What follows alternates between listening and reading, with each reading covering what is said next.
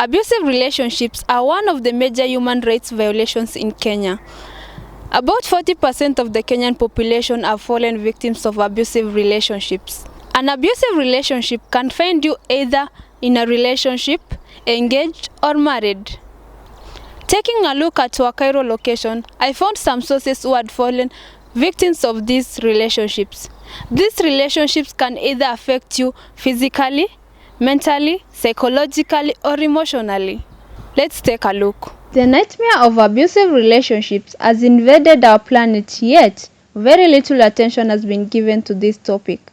It takes a courageous soul to give the account on the abuse caused to them by their partners. I gave a visit to our Cairo location, and here I meet Stella, who gives us a side of the story. And it happened when I was in first year up to second year. Yeah, I had a boyfriend na tulikuwa tunapendana until tukianza relationship tukiwa first year alikuwa ananipenda, then tukiingia second year akakatianga dem fulani, so me I didn't know like he was cheating on me. And then kitu ilifanya nijue like anani cheat on ni venye alikuwa anani abuse, anafika like akiniona hata anisalimi. What made you say he abused you? Was he assaulting you physically, or what was he doing so that you can say he used to abuse you? There was this day mimi nilikuwa nakaanga hostel, alafu alikuwa anaishi outside. So me, my home was far. I used to go to sleep on his house, then the next day nianze kutravel.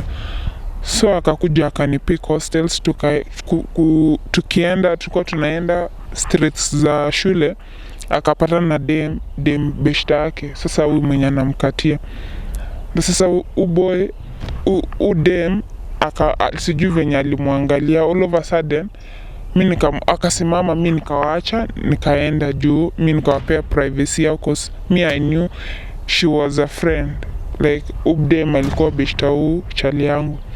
But then mimi nikaenda kumgoja for about ilikuwa 30 minutes ya nikamuuliza mbona umechelewa. The only thing mimi nilikumbuka like the only thing alinifanyia, instead anijibu tu vizuri akanislap, alinichapanga because I know otherwise. So mimi singerudi hostel juu nishatolewa hostel, nisha sign out. So tukaenda tu kwake, na I remember I cried. Nilikaa tu chini nikalia, then I asked God at some point why me. So was he abusing you, or you thought that he was cheating? Siwezi mind mtu akicheat, na bora asini abuse. He was abusing me because how can someone slap? Every time he used to slap me kila mahali. Sometimes hata kuna siku alinimwagia maji moto. Thank God mimi like skin yangu haikuchomeka juu nilieka unga.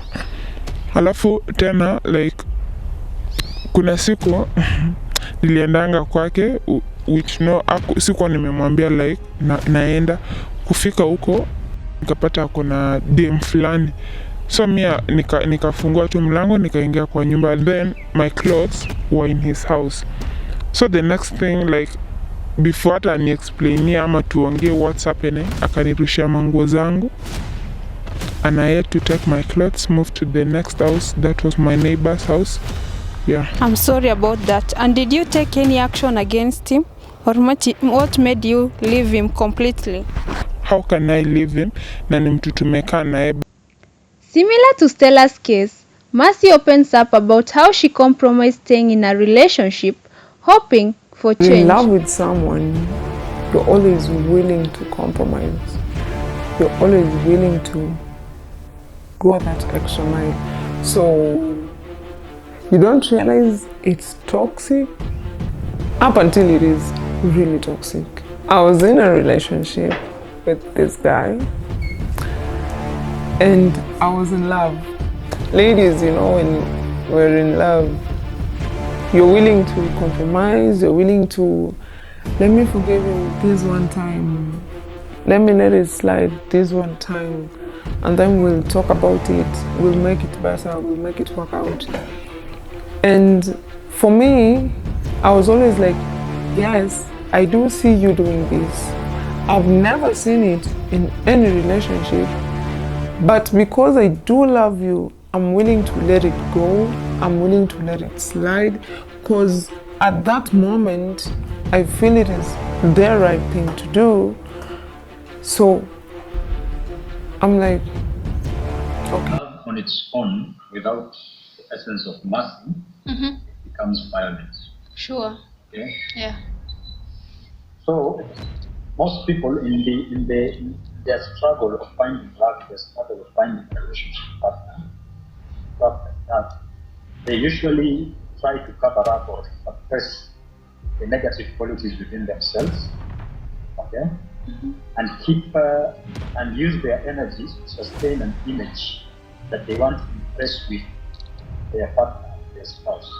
But eventually, with time, this energy, this image drains, this sustenance of this image drains away their energy. And once they are totally drained, let's say through work, they are stressed through work, through their lives and everything, then the negative aspect can come out, okay, without any control. They will not be able to control it. And they snap and they reveal their true selves. And where does the law come in?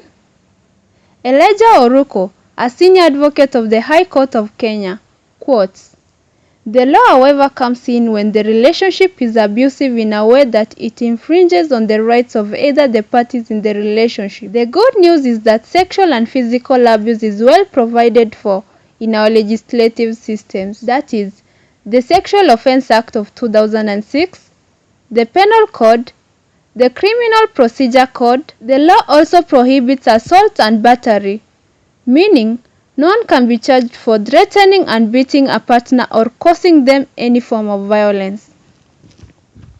As provided in the Article 27 of the Constitution, Section 1, 2, and 3, and Article 29, Section C, D, and F of the Constitution, these matters on equity and freedom from discrimination as well as freedom and security of the person are addressed vividly." Those were the victims of abusive relationships here in Wakairo. Having listened to our experts' advice, I hope you noted something down. Reporting for Human Rights in Kenya, my name is Lemaletian Natasha.